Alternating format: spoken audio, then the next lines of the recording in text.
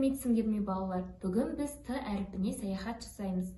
Алдымен бейнероликке назар салайық. Ондағы сөздерді бірге қайталап айтып отырамыз.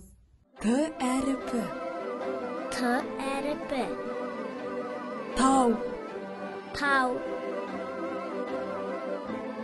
Тауешкі. Тауешкі. Түлкі. Түлкі.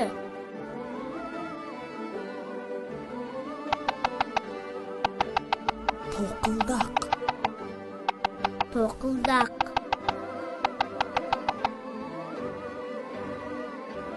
Түйе. Түйе. Тасбақа. Тасбақа. Тырна. Тырна.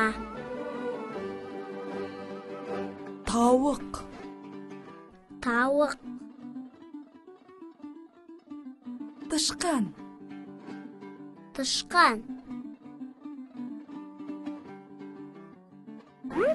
Түйеқұс. Түйеқұс.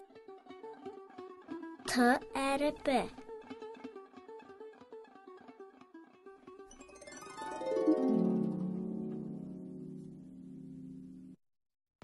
Жұмбақтың шешуін бірге тауып көрейік. Қыт-қыт етеді, кезіп жүріп көшені. Жата қалса орнына ақ доп тастап кетеді.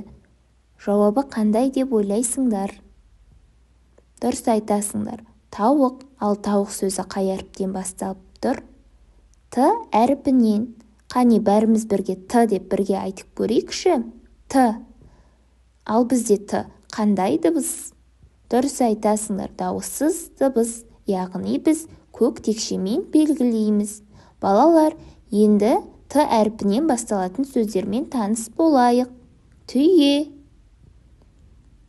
тырна, тауық, тиін, тау, тікұшақ, тас, тамақ.